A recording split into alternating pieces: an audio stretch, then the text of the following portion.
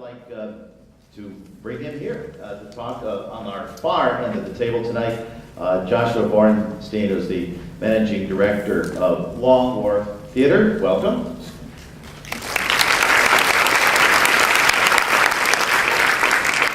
And right to his right is Cindy Clare, Executive Director of the Arts Council of Greater New Haven.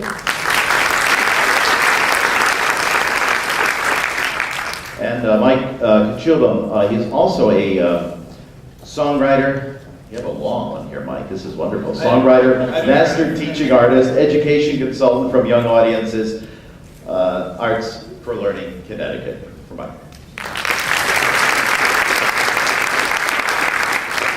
And first of all, we'd like to say that these questions will be used in the breakout groups that we have later on.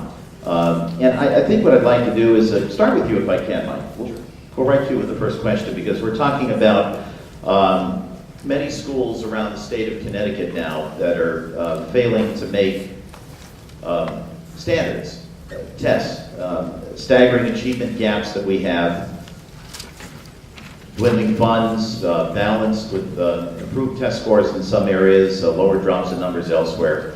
Our first question tonight, what is happening, what else can happen with arts and education, urban and suburban, and how can we ensure that the arts are included as assets in education reform efforts? Well, in order to even begin to answer that question, I think one of the things we need to do is define what we mean by arts in education, or arts education. There are different approaches. I mean, there's what's called the standard-based approach, which I hate that term. The idea of the traditional, I prefer to call it a traditional approach. You know, the music teacher, the art teacher, visual art teacher in a typical school setting.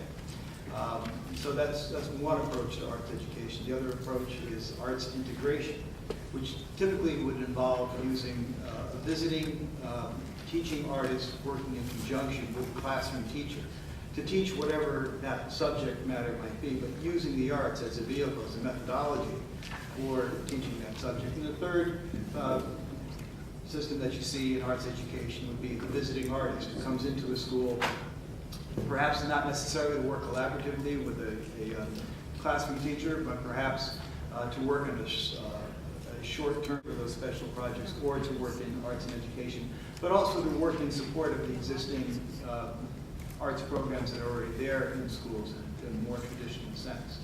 The other thing that was asked for in this study was basically to increase the role of teaching artists in schools around the country. And there's been discussion with that too. What does that mean? And does that mean we're going to have some sort of certification program for teaching artists? And there's lots of discussion going along those ways. So those are some of the recommendations from that report. What you'll find is what's happening around the country in places like Big Thought in Dallas. I saw it there mentioned in the toolkit that you have. And you know, in Dallas, what was happening was essentially all the arts teachers were being dismissed. You know, and so Big Thought comes in with the idea of bringing teaching artists in and being able to supplement what was happening in the Dallas school system. Their focus is on arts education. And they work in many, many different ways throughout the city of Dallas, not only in school, but in after-school programs as well. Here in Connecticut, you have something like Hartford Performs, which is a program now on its third year. And in Hartford Performs, again, arts is the focus. Looking at schools that have had either lackluster arts education or no arts education at all, and bringing in teaching artists to either do arts integration, provide arts experiences in some ways for the students. And that program started 2 years ago with 6 schools. It's now up to 12 schools, adding 6 more schools, 18 schools, and in 5 years their plan is to be in every school in the city of Hartford, including high schools. And what they're doing right now is working towards arts integration. The idea is bringing teaching artists in to work in conjunction with classroom teachers. And it's been working really well. I'll take it a different direction slightly. We hear about it's an either-or scenario when it comes to the arts and funding from the state level. We know that we live in an era of diminished resources and not a lot of money to draw upon. But anecdotally, you'll read consistently that music lessons equals better math performance. How do you get the word out to lawmakers, to funders, and tell them that there isn't an either or, that it's together? Well, I think what is the idea of research-based work, and I think what you're seeing now, again, we'll go back to Harvard Performance, where they have a 4-year study, 3-year study going on right now. Dallas Big Thought, they had a study that works, and their research is there, and that's why they're getting the support that they need. Harvard Performance is getting money from the Board of Ed and from Prudential because of the fact that they have this study going on. And I think in the past, what might have happened is that there hasn't been a lot of studies. It's been more that anecdotal. Studies take a long time. Now, on a local level, Cindy, what have you seen? What have you heard that relates to this in terms of education? Well, in the New Haven Public Schools, they have a new partnership with United Way to do wraparound services. And this provides, I think, a new opportunity for arts organizations who offer after-school programs. There's been a couple of pilot years, and this year, I believe, was the first year that some arts organizations were able to partner with schools.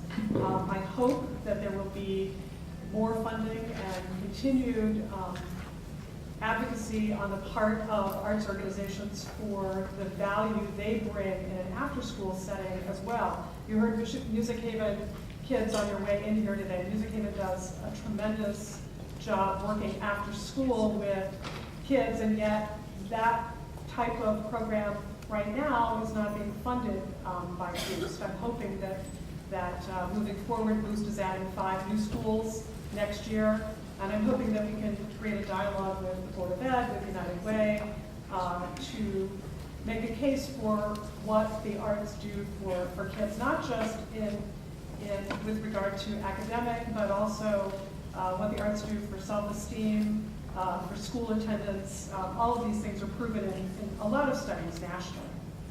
Do you find that with the local school administrators, do they tell you that it's challenging to go before Board of Education? It's challenging to go to even parents, perhaps, and make that case? You want to take that one then? Put it right at you.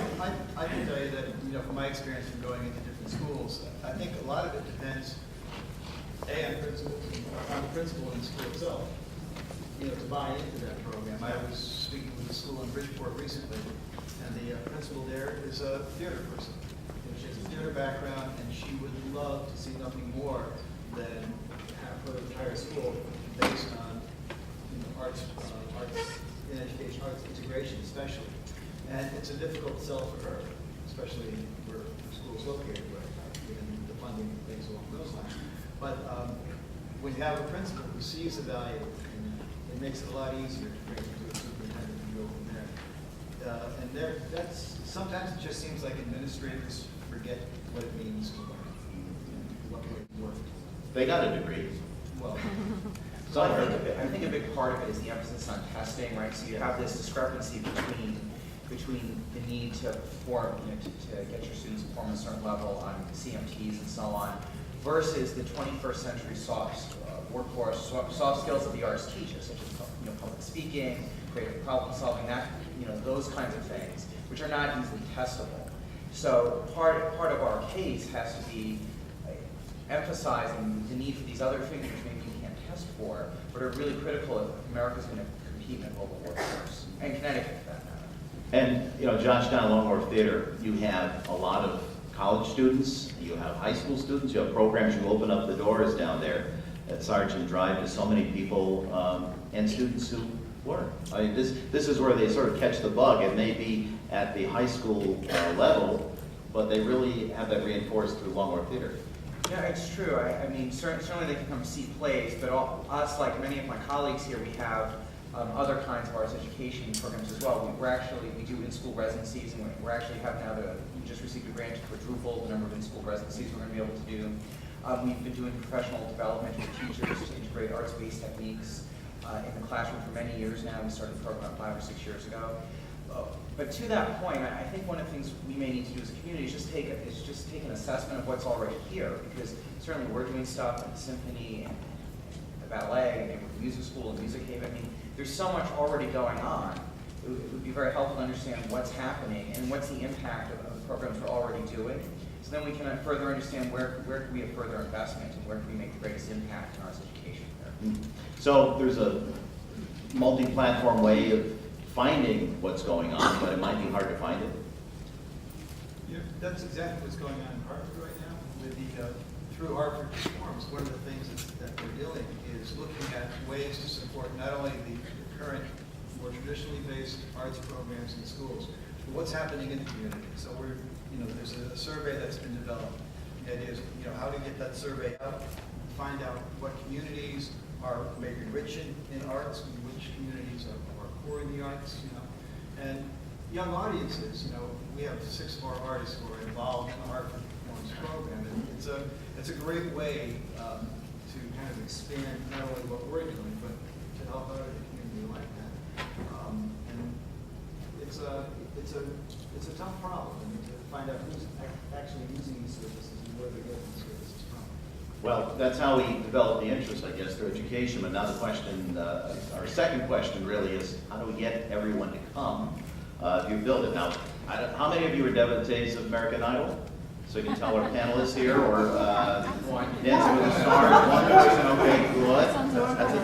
You just don't want to. They don't want to get it? I know that, that's right. So now think about it. We live in an era of American Idol. I don't know how many panelists up here can raise their hand. And you can, so you can think you can dance, Dance with the Stars, everything else that's on television now, commercial television. How do you ensure that attendance and support for the arts continues? Not from television, but live performances, galleries, everything we have to offer here. I mean, how do we get younger, new audiences here? And I think along the Wharf Theater, Josh, I'll start with you to answer this. Well, I'll speak not so much from Long Wharf Theater, which would be disingenuous for me to say we have younger audiences, but instead, although we're working on it. I think, but for my roles before I was at Long Wharf, I was a consultant with AMS Planning and Research. We did a big national study on arts participation, and we did a lot of work on arts engagement. There's really I think there's two elements to that question. One is that the nature of arts engagement is changing, and some people are looking for more active kinds of engagement. And there's a very good study by Alan Brown, which I think is entitled Just Why Engagement Matters. And he talks about the 6 levels of engagement. One is the most passive. He calls it being a reader. You might just go to the play, maybe read the program note, but then you're done with it. And he talks about critical responders, people who read the reviews before they go. Then he talks about people who are informal conversationalists. They'll talk with their friends and family after they see the play.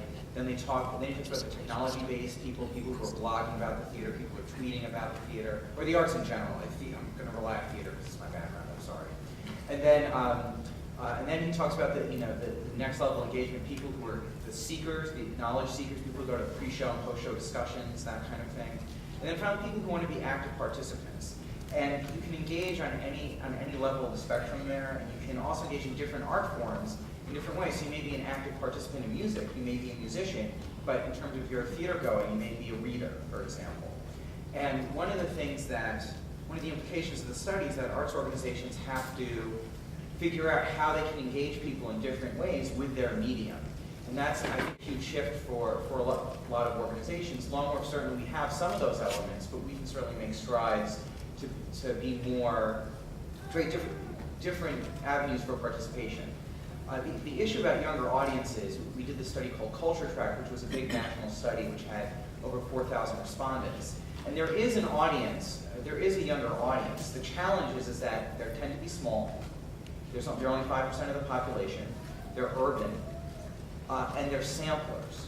So many of us in the performing arts model have relied on subscriptions. Younger audiences don't do that. They may consider a play just as they would consider going to a museum or going to a concert. And the concert might be classical music, or it could be a pop concert or a rock concert. And so because you're competing now with so many more options with younger audience members, it has to be a pretty compelling value proposition. And that's where the work has to happen in terms of developing that younger audience. The last thing I should say is that arts participation is, there is a life cycle to it. So you may participate in one kind of arts participation as a young person, but then once you have a family, you tend to engage in the arts through your children. And then once they're teenagers, they don't want to talk to you anymore, then you might re-engage without them. So there is a cycle that we have to acknowledge. There is a donut that people may go on their own, but once they have families, they'll engage with their families and go on their own again after their children get older or leave the nest. Cindy, what have you seen from your perspective at the Arts Council? It's a different world. It is a different world than when I entered the world of arts administration some years ago. I think one of the most interesting trends that I'm seeing is this attention being paid to what has been called the pro-am movement, which is a growing recognition that there's a wide spectrum of arts participation, as Josh just said, and that at one end of the spectrum are the amateurs, are people who may not have any kind of formal training in the arts, and yet they participate in a very, very active way, sometimes alone in their bedrooms, or in a garage band, or sometimes participating as part of a community band or a community choral group. But these are people who participate actively in the arts. They may not participate with any formal arts organizations, with any of the mainstream arts institutions, but they are kind of, in my view, the low-hanging fruit. And how we engage people beyond our patrons, our consumers, our board members, and widen the circle, I think, is really, really key to our future as an arts community. And Mike, in terms of professional artists, bringing them up and connecting them, I mean, how do we start that at an early age, or as Cindy just mentioned, those who come to it at a later age? I do believe very strongly that art is creative, and you have to develop not necessarily an appreciation for it. It has to be a natural act, and I think beginning at preschool, even before the idea of exposing kids to the arts in any form or fashion that you can. That doesn't necessarily mean taking them to the theater or taking them to a museum, but doing things at home, doing things in the school setting, just to kick off that at the start. It has to be a natural part of what they do. I mean, I can tell you from my own experience. I mean, my first musical experience goes back to when I was 3 years old. You know, just listening to records. Remember what those are? You know, and always singing around the house. And it was, to me, it was the most natural thing to do. Unfortunately, I think what happens with media is that with shows like American Idol and things along those lines, I think it does just the opposite of encouraging people, and I think it sets up barriers. So we have to become a culture that appreciates the idea of playing in your garage or whatever it might be. And I do think schools are a place to really enhance that. And making it approachable? Absolutely. Yeah. And fun. It's ironic that we're meeting here today because this evening the International Festival of Arts and Ideas, once again, will tell us who's coming here. In June, they're having a little soiree after we convene at 5 o'clock in our circles. I hope some of you will be attending that later tonight. But that's brought a lot of people into New Haven, and I think that's what we'll discuss in this next question and sort of focus in on that. You think of Charleston and Spoleto and that festival. Think of New Haven and the International Festival of Arts and Ideas and what is it drawn. We're talking about New Haven in terms of a community now, the greater New Haven area, not just the city of New Haven, and about some of the federal and state initiatives about what's called creative placemaking, or to describe what that means. And Cindy, I'll start with you because you're right at the center of this. What is creative placemaking? Good question. There's a lot of people in this room pondering that right now. Creative placemaking has become the new buzzword in our field, and it really started a couple of years ago with the National Endowment for the Arts when they launched a program called Our Town. And Barbara Lamb's out there, the former director of cultural affairs, the city, and Barbara's project with Project Storefronts was lucky enough to be one of the first Our Town grant recipients. So Project Storefronts, as many of you know, is a project involving artists and creative businesses taking over temporary residence in storefronts around downtown. So Our Town launched this notion of creating great places using the arts. And that mantra was picked up in our state by Kip Bergstrom, who is now the Deputy Commissioner of Economic Development. In July, the Commission on Culture and Tourism in our state was merged with the Department of Economic and Community Development. And Kip, in his new role, developed a new vision for grant making at the state of Connecticut. And his new vision is all about creative placemaking. So there were a number of forums held around the state in January and February, and now we're doing some follow-up conversations around what these new grants will look like, what the guidelines may be.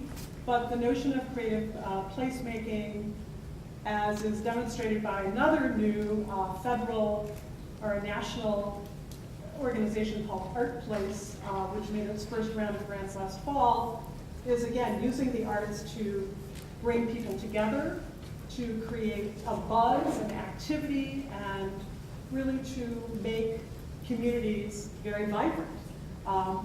In New Haven, I think we already have a lot of those kinds of places. So it may be a new concept in words, but I don't think it's a new concept in terms of what we do. Now, in terms of a destination, I would think of Long Wharf Theater, Josh, to just speak to it as a destination as well, part of a place.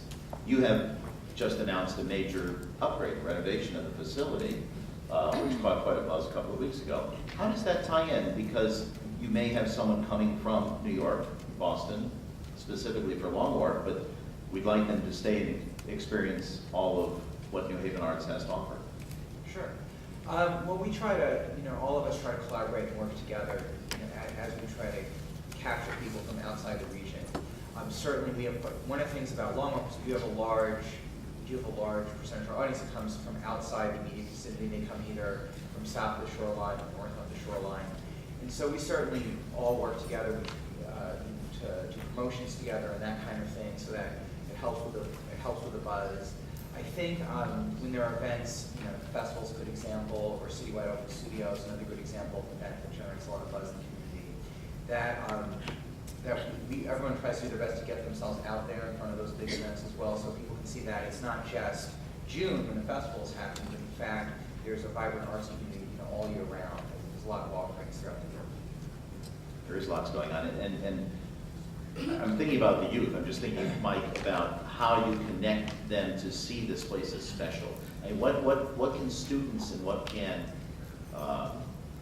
young artists feel if they have a buzz about staying here and investing their talents in this community? Well, that's always a problem in terms of when someone looks at the state of Connecticut in terms of affordability and being a place to live. It's difficult. And what we need to do is, I love the idea of collaboration, and the idea of creative placemaking is a wonderful idea in the sense that any time we can come together as a community, collaborate on these sorts of programs that make the place just seem a little bit more vibrant. In Bridgeport, young audiences have been very involved in the Gary Crooks Community Center, which is associated with the P.T. Barnum projects. And so what we've been doing is bringing arts into the projects in Bridgeport. We have a wonderful opportunity to do that. We're working at P.T. Barnum, we're working with Trumbull Gardens and Marina Village as well. And it's starting to catch some attention in the community where people really didn't want to pay attention, but now they're starting to come to the programs more and more. And it's young families that are coming. And so I think that was just a collaborative effort. We had the opportunity to do it. And I think it can be done in May, it can be done in any small town. Well, we have to figure out something major, and this will be part of our discussion later with everyone here. We're quite an artistic community. I think we have established ourselves that way, and I think you'd all agree. New Haven has that reputation, the universities, and also the community that we have here. And it's diverse, many genres, multimedia, many platforms. But the question now is, how do we sustain it? How do we create and sustain diversity, affordability, keeping the arts accessible to everybody? And Cindy, I'll go right back. I'll start with you from the Arts Council perspective. How do you bring everybody in? Well, it's a challenge. I think everyone who runs an arts organization probably wishes that we can offer all of our programs for free. Unfortunately, that's not a reality. I read with envy a story in today's Times about Brazil has a separate, a private nonprofit entity that is the biggest funder in the country. And its funding comes from a 1.5% sales tax that's throughout the country. I was like, what a great idea that would be, but those taxes are not a popular topic. No, I think that that is a huge challenge for our industry. We know that pricing is a barrier to participation. And we've got to, collectively work together to find ways to keep our cost down as much as possible. I think that there's been some successful work around back office collaboration to keep some staffing costs down, some administration costs down. But there's only so much we can do to contain cost, and that's when subsidies come in. And we look to the private sector, we look to donors to help subsidize the cost to keep. What we're finding right now, is coming into the school system, we're approaching a school and everyone's saying the same thing. For example, there's a large urban community in, not New Haven, but in Connecticut that has all their funds frozen. And so you work with them and try to bring the arts programs to them, and they just would love to have them, but there's nothing that they can do about it. So, it's, again, what do? You go to the community foundations, you look at their forms of trying to make it work for them. It's going to be an issue that we are just going to have to come up with some creative ways of working to make it happen. But it's, I don't know that there's an answer to that. For a venue like Longworth Theater, and we can take it beyond Longworth, but Josh, if you think about different capital funding, the capital and the Shooter Theater, if you think about an institution like Yale, there's Yale Rep, there's so many other institutions around the places that receive funding from outside the New Haven area, rely on grants from Washington, from Hartford. What do you see in terms of sustaining this, keeping the ball rolling in terms of keeping diversity, affordability, accessibility there, especially, as you mentioned, a different era in terms of generating ticket sales? Well, the most successful national example I can think of is Cfgnh Theater Company in New York City. What they did first, it was funded by Time Warner, and I believe it's the Pershing Square Foundation. They received an enormous subsidy at the tune of $1 million a year to make all their tickets $25. And that has been extremely helpful for them. To Cindy's point, we do collaborate everywhere we can, but ultimately, just the creation of art is a human-intensive process which is almost impossible to outsource. So at the end, you've got to compensate the artists. You have to pay for materials. Longworth, we have a facility, although it's not a great facility, we still have expenses to maintain it. And there's always the increase of doing that. So for us, it's about generating revenue, whether it's through, if it's not ticket sales, it has to be through some other form of subsidy like the Cfgnh Theater has, for example. So that's probably the best example, I think, nationally. My favorite. It's my favorite. So we are about to conclude this portion of our program, but I just, and it's probably unfair to just ask you sort of a crazy offbeat question for the three of you, but if we were all in the elevator together, which would be kind of frightening considering there's about 200 people in the room today, but if we were in the elevator and you were facing somebody, and Josh, I'll start with you, and you were to talk about New Haven and the arts, and you were to talk to these nice people and say, here we are, what would you tell them in a sentence, 2 or 3, about our community? New Haven is a small city that has the cultural resources of major cities in the country, and you should take advantage of them. And Mike, what would you say? That there are creative people throughout the community, not only in the theater itself, but just walking the streets and people who are creative in schools. And one thing we need to do is bring those creative people to the front and get, especially young people, get them to start thinking more about how they can create. Cindy, I see our elevator is about to go all the way up to the top. We're about to get out, but we have a couple of seconds, and you have the room. Tell them as executive director of the Arts Council. Okay. Well, I echo what Josh says. We have a phenomenal cultural community with so many different opportunities and ways to participate. So you can take a class, you can watch a play or a concert, you can buy art, you can visit artist studios. no excuse to not be involved in the arts in some way in New Haven, Connecticut. Okay, thank you very much. Thank you all.